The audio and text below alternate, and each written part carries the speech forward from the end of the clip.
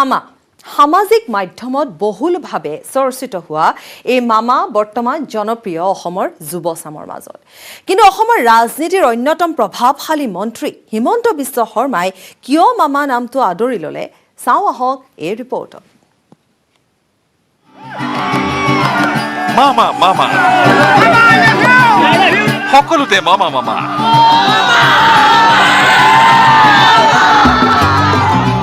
মামা নাহিলেই মামাৰ খবৰ সোধে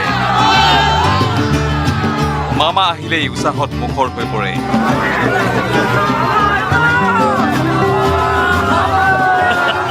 21ৰ নিৰ্বাচনত সকলোৰে চকু মামাৰ ওপৰত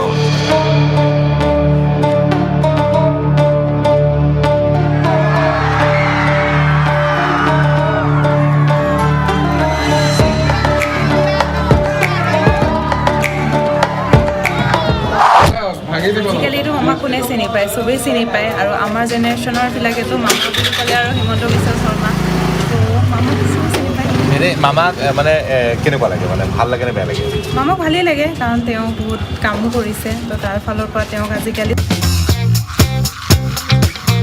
বিটিচিৰ এখন নিৰ্বাচনী প্ৰচাৰ সভাত বিজেপিৰ সমৰ্থকসকলক ভাগিন বুলি সম্বোধন কৰিছিল মন্ত্ৰী হিমন্ত বিশ্ব শৰ্মাই তাৰ পিছৰ পৰাই বিজেপি সমৰ্থকসকলৰ মাজত জনপ্ৰিয় হৈ পৰিল হিমন্ত বিশ্ব শৰ্মাৰ মামা সম্বোধন এতিয়া মামাৰ নামত ৰচনা হৈছে গানো চলোৱা হৈছে নিৰ্বাচনী প্ৰচাৰ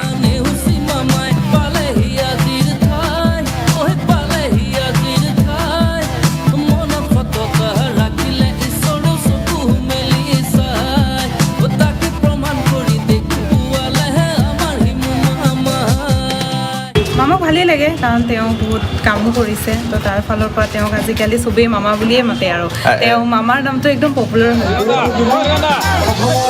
মামা বুলি মতাৰ বাবে বেয়া পোৱা নাই হেনো মন্ত্ৰী হিমন্ত বিশ্ব শৰ্মাই মামাৰ নামত চলা প্ৰচাৰক লৈ উৎসাহী বিজেপিৰ কৰ্মকৰ্তা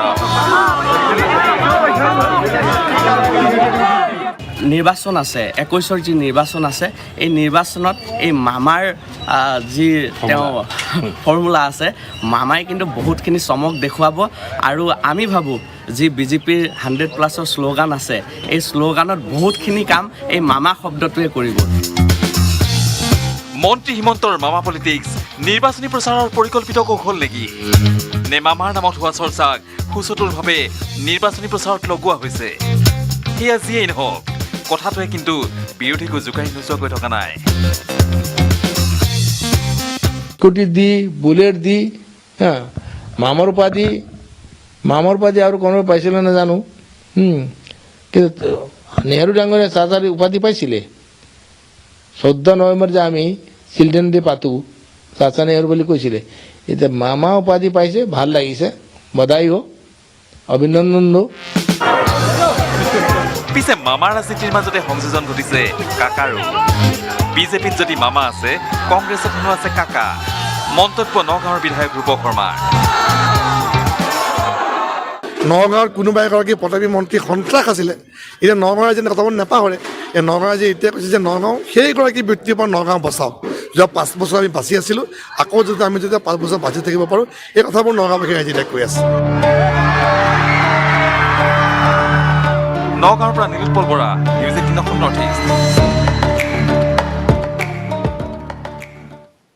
ধোৱানী ৰেকৰ্ডছৰ নামত ধন সংগ্ৰহ কৰি জালত পৰিল 3জনকৈ যুৱক প্ৰবঞ্চকৰ দলটোৱে সংগ্ৰহ কৰিছিল 1500ৰ পৰা 4000 টকা পৰ্যন্ত বহুকেইজন শিল্পী আৰু প্ৰযোজকৰ পৰা সংগ্ৰহ কৰিছিল এই ধনৰাশি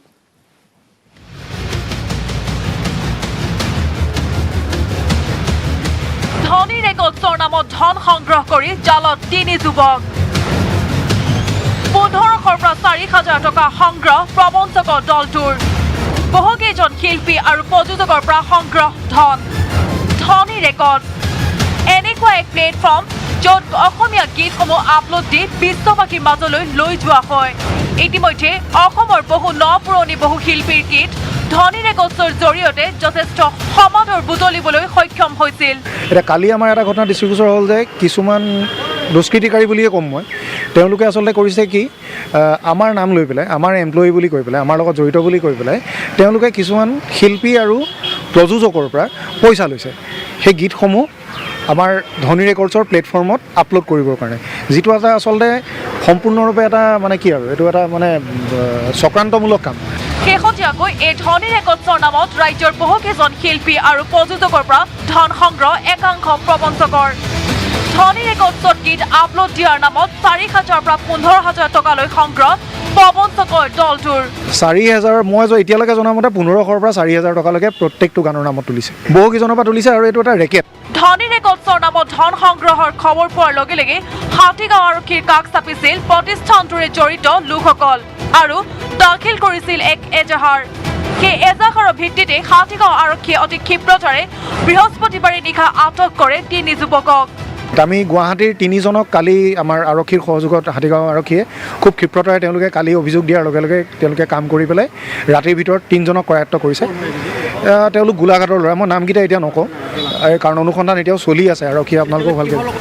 ধনী ৰেকৰ্ডছৰে জড়িত লোকসকলৰ মতে কেৱল এই 3 যুৱকে নহয়, ৰাজ্যৰ ভিন্ন প্ৰান্তত এক বৃহৎ চক্ৰই এতিয়া এনেদৰে বহু শিল্পী আৰু প্ৰযোজকৰ পৰা সংগ্ৰহ কৰি আহিছে ধন।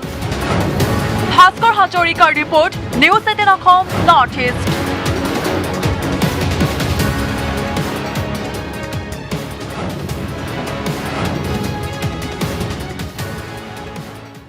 সঁচাকৈ 2021 বিধানসভা নিৰ্বাচন নেখেলে নেকি ৰাজ্যৰ প্ৰভাৱশালী মন্ত্ৰী ডক্টৰ হিমন্ত বিশ্ব শৰ্মাই?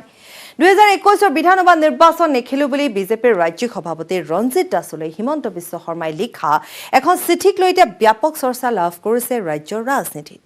এই ক্ষেত্ৰত কি কয় শাসক বিৰোধীৰ নেতাসকলে? চাওঁ আহক আমাৰ এই প্ৰতিবেদন। আৰু নিৰ্বাচনত অৱতীৰ্ণ নহয় মন্ত্ৰী ডক্টৰ হিমন্ত বিশ্ব শৰ্মা। 2016 বিধানসভা নিৰ্বাচনো হিমন্ত বিশ্ব শৰ্মাই নেখেলো বুলি এবাৰ ঘোষণা কৰি চৰ্চিত হৈছিল, কিন্তু শেষত তেওঁ নিৰ্বাচনত অৱতীৰ্ণ হৈছিল। শেহতীয়াকৈও তেওঁ ঘোষণা কৰিলে যে 2021 চনৰ বিধানসভা নিৰ্বাচনত তেওঁ প্ৰতিদ্বন্দ্বিতা নকৰে। Basically, মই নিজকে নিজে I am damaging my cause to be chief minister of Assam. কিন্তু I do not at the age of 52, I do not want to leave my principal position. বিজেপিৰ ৰাজ্যিক সভাপতি ৰঞ্জিত কুমাৰ দাসক 2020 ফেব্ৰুৱাৰীতেই নিজ হাতে চিঠি লিখি 21 নিৰ্বাচনত তেওঁ প্ৰতিদ্বন্দ্বিতা কৰাৰ মন নাই বুলি জনাইছিল। এই কথা শেহতীয়াকৈ মন্ত্ৰী হিমন্তই ৰাজহুৱা কৰাত ৰাজ্যৰ ৰাজনীতিত চলিছে ব্যাপক চৰ্চা চলিছে সঁচাকৈয়ে মন্ত্ৰী হিমন্তই বিধানসভাৰ নিৰ্বাচনত প্ৰতিদ্বন্দ্বিতা নকৰে নেকি? বিধানসভা নিৰ্বাচনত প্ৰতিদ্বন্দ্বিতা নকৰিলে কি কৰিব হিমন্ত বিশ্ব শৰ্মাই? নে ৰাষ্ট্ৰীয় ৰাজনীতিলৈ ঢাপলি মেলাৰ পৰিকল্পনা কৰিছে হিমন্ত বিশ্ব শৰ্মাই? এনেবোৰ প্ৰশ্নৰ মাজতে বিৰোধী AIDFে হিমন্তক বিধানসভাৰ নিৰ্বাচনত প্ৰতিদ্বন্দ্বিতা কৰাত বিচাৰিলে। AIDFৰ সাধাৰণ সম্পাদক আমিনুল ইছলামে হিমন্তৰ দৰে ৰাজনৈতিক নেতাৰ অসমত প্ৰয়োজন আছে বুলি মন্তব্য কৰে। অসমৰ বিত্তমন্ত্ৰী হিমন্ত বিশ্ব শৰ্মা ডাঙৰীয়াই নিৰ্বাচন নেখেলোঁ বুলি যি কথাষাৰ কৈছে, মই প্ৰথম চাটতেই ক'ম যে নিৰ্বাচন খেলা নেখেলাটো একান্ত ব্যক্তিগত বিষয়। মই এটা কথাই ক'ম যে তেখেত অত্যন্ত এজন সাম্প্ৰদায়িক বক্তব্যখিনি বাদ দিলে, তেখেতৰ ঘৃণাৰ ৰাজনীতিখিনি বাদ দিলে এজন ভাল পলিটিচিয়ান, ডেভেলপমেণ্ট কৰিব পাৰে। মই ব্যক্তিগতভাৱে ৰিকুৱেষ্ট কৰিম নিৰ্বাচন থাকক আৰু অসম গঢ়াত সহায় কৰক। কিন্তু কথাটো হৈছে তেখেতে এইটোৰ জৰিয়তে ইমোশ্যন ক্ৰিয়েট কৰিব বিচাৰিছে নেকি? বিৰোধী কংগ্ৰেছেও মন্ত্ৰী হিমন্ত বিশ্ব শৰ্মাক বিধানসভাৰ মজিয়াত বিচাৰিছে।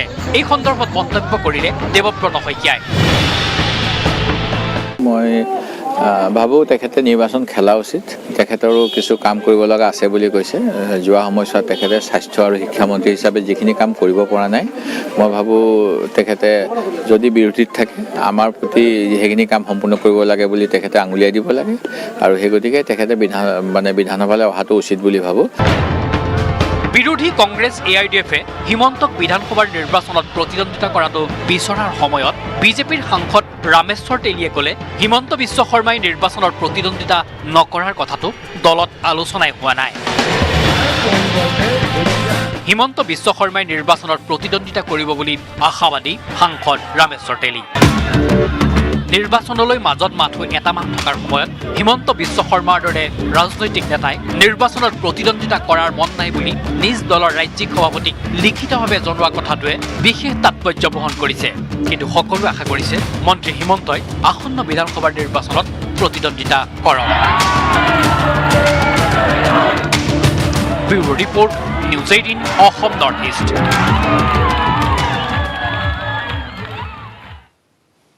খবৰ অব্যাহত ৰাখিম, সময় পুনৰ এটি বিৰতি।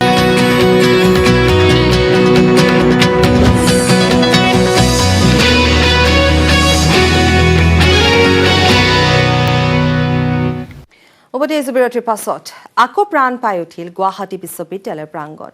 নৃত্য গীতেৰে মুখৰিত হ'ল গুৱাহাটী বিশ্ববিদ্যালয়ৰ নৱাগত আদৰণি সভা।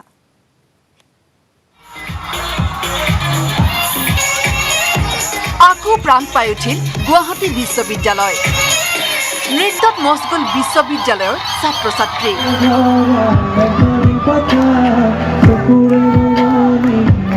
কৰোনা মহামাৰীৰ বাবে এবছৰ কাল নিস্তেজ হৈ পৰিছিল বিশ্ববিদ্যালয়খনৰ চৌহদ। স্নাতকোত্তৰ ছাত্ৰ সন্থাৰ উদ্যোগত নৱাগত আদৰণি সভাৰ আয়োজন কৰা হৈছে আৰু কৰোনা মহামাৰীৰ পিছতে এইদৰে বিশ্ববিদ্যালয়ৰ সকলো ছাত্ৰ ছাত্ৰীয়ে সমূহীয়াভাৱে নৱাগত আদৰণি আয়োজন কৰা হৈছে। দীৰ্ঘদিনীয়া বিৰতিৰ পিছত গুৱাহাটী বিশ্ববিদ্যালয়ত নৱাগত আদৰণি সভাত উলহ মালহ হৈ উঠিল পৰিৱেশ। নিশাৰ সাংস্কৃতিক অনুষ্ঠানে জীপাল কৰি তুলিলে বিশ্ববিদ্যালয়ৰ বিৰিঞ্চি কুমাৰ ভট্টাচাৰ্য প্ৰেক্ষাগৃহ। দক্ষিণ কামৰূপৰ পৰা Dhrubajyoti Kalita, news 18 Assam north east.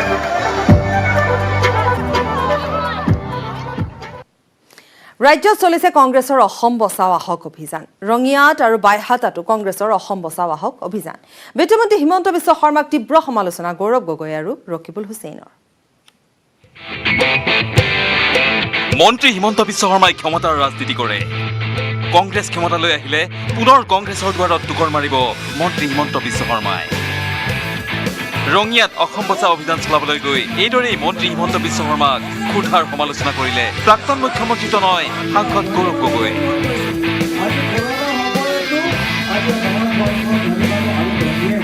BJP Himanta Biswa Sarma ডাঙৰে ক'ব পাৰিব নেকি কি ক্ষমতা নাথাকিলে সদায় বিজেপি কৰিবলৈ সাহস, ক'বলৈ সাহস আছে? আপোনালোকে জানে পাৰিব নেকি? আজি তাৰিখত কৈ মই গৌৰৱ গগৈ মোক প্ৰশ্নৰ উত্তৰ নিদিওঁ, পিছত গৈ যেতিয়া ক্ষমতা কংগ্ৰেছ লৈ আহিব আকৌ কংগ্ৰেছত জাপ মাৰি ক'ব গৌৰৱ মোৰ সৰু ভাইটি, গৌৰৱ মোৰ বন্ধু।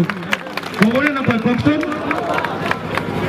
মই বেয়া নাপাওঁ, মোৰ ব্যক্তিগতভাৱে কাৰো লগত বেয়া নাই। কোনোবাই মোৰ দাদা আহিলে বা মামা আহিলে মইতো ভালেই পাম, মোৰ আপত্তি নাই। কংগ্ৰেছৰ অসম বচাও অভিযানত শাসকীয় চৰকাৰৰ ব্যৰ্থতাৰ সমালোচনাতকৈ মন্ত্ৰী হিমন্তৰ সমালোচনাহে অধিক শুনিবলৈ পোৱা গৈছে। একালৰ ঘনিষ্ঠ প্ৰাক্তন সতীৰ্থ ৰকিবুল হুছেইনৰ মুখতো একেই হিমন্ত ভিত্তিক।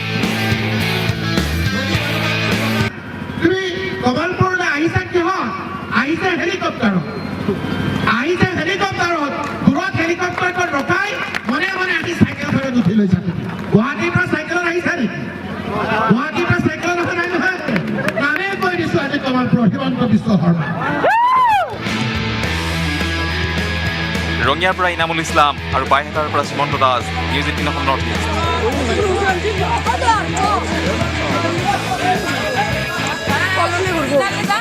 ছিকিমৰ ভাৰত চীন সীমান্তৰ নাথুলাত আবদ্ধ হৈ পৰা 447গৰাকী পৰ্যটকক উদ্ধাৰ কৰিছে ভাৰতীয় সেনাই। প্ৰবল তুষাৰপাতৰ ফলত আবদ্ধ হৈ পৰিছিল পৰ্যটকসকল। নাথুলা গেংটক পথত 15 কিলোমিটাৰ জোৰা পথছোৱাত প্ৰায় 155খন বাহনত আবদ্ধ হৈ পৰিছিল যাত্ৰীসকল। ইতিমধ্যে 26গৰাকী পৰ্যটকক হাস্পতালত ভৰ্তি কৰিছে ভাৰতীয় সেনাই। পুনৰ জনাইছো, ছিকিমৰ ভাৰত চীন সীমান্তৰ নাথুলাত আবদ্ধ হৈ পৰা 447গৰাকী পৰ্যটকক উদ্ধাৰ কৰিছে ভাৰতীয় সেনাই। প্ৰবল তুষাৰপাতৰ ফলত আবদ্ধ হৈ পৰিছিল পৰ্যটকসকল।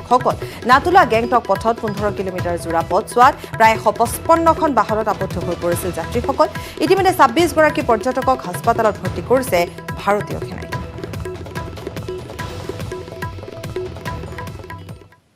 ইয়াৰে সৈতে প্ৰাইম টাইম 18ৰ পৰা বিদায় লৈছো।